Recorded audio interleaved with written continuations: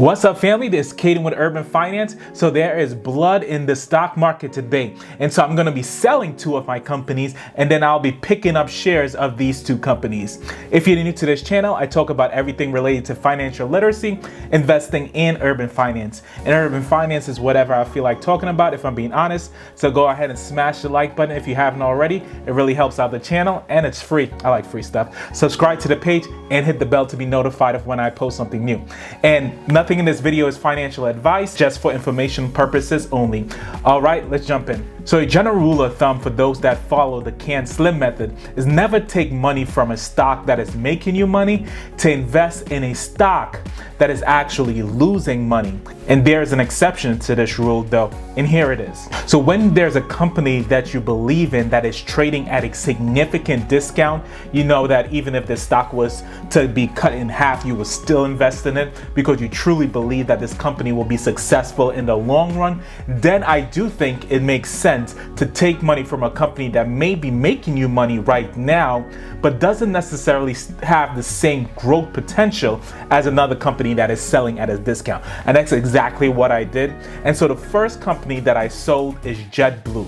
Now, I didn't have a ton of money in JetBlue. I only had 7 shares, and it's actually up 30% today. So it's doing really well and will probably continue to do decent over the next few months, especially if we get a stimulus bill. It can probably go all the way back up to the pre-COVID high of about $20, but I do not think it's gonna stay there for very long, and it will come back down again. And so I really don't want to get caught holding the bag on this company. So I do think with being up 30%, this is a good time to sell out of a company that I did believe will give me some good short-term returns and put that money in a company that have better long-term perspectives. So now may be a good time to do some swing trading on the COVID stocks or the airline stocks, especially if you've been holding it for a while, if you really do not believe in the fundamentals of those companies, and now is the time to take your profits. And so that's exactly what I did with JetBlue here. And this second company is not necessarily a company that I really wanted to sell, but I did decide to sell because I really wanted to pick up more shares of this company that I bought. And so the second company, you may not know about it, is RLJ, and they are up 10%, but I'm going to sell it. And I really did not want to sell this company because I'm kind of emotionally attached to the company, and that's the reason why I decided to sell it, because I really want to take my emotions out of my trading. And so because I have strong emotional ties to keeping this company in my portfolio, I'm gonna sell it, especially since the company that I'm gonna buy has a better long-term perspectives. And so I'm selling RLJ.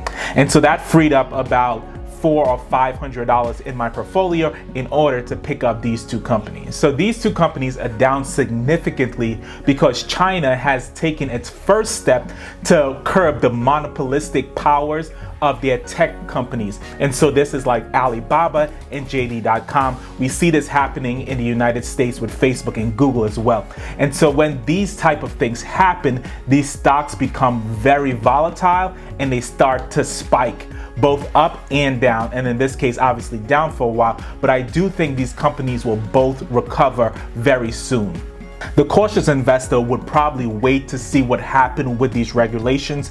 And we know on top of this, a company like Alibaba has also had some troubles because of what Jack Ma said that kind of offended regulators and made them put a halt to Ant Group's IPO. And so that was another thing that happened that lowered Alibaba stock. And Alibaba is currently trading about $270, which is down over 12%, I believe, for the month.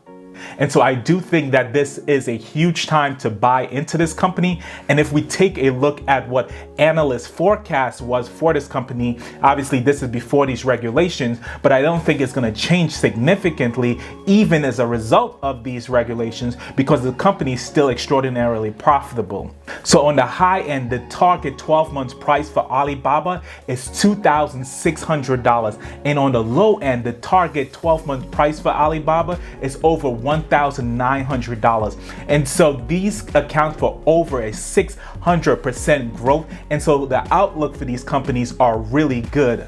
And for JD.com, the 12-month outlook is over $200 on the low end and almost $800 on the high end. So on the high end, JD.com can also get a 600% return. And so these companies are making a lot of money right now. And so this is not the time to sell out of them. This is the time to average down. And so that's what I'm doing. I'm buying more of both of these companies. Now, like I said, I only add about $500 to this portfolio. So I don't have a ton of free cash in here. That's why I sold out of these two positions as well. If I had better buying power in here, I may have kept these two companies a little longer, but I think with the discount that both of these companies are selling with right now, it was worth me picking up these two companies that, as you can see as well, have a huge upside. So now there is some downside with these regulations that China is going to impose on these companies potentially, but the upside for these companies are huge, and so I'm willing to take that risk. So I typically show you the companies that I'm buying in my portfolio, but I thought it was important to show you some of the companies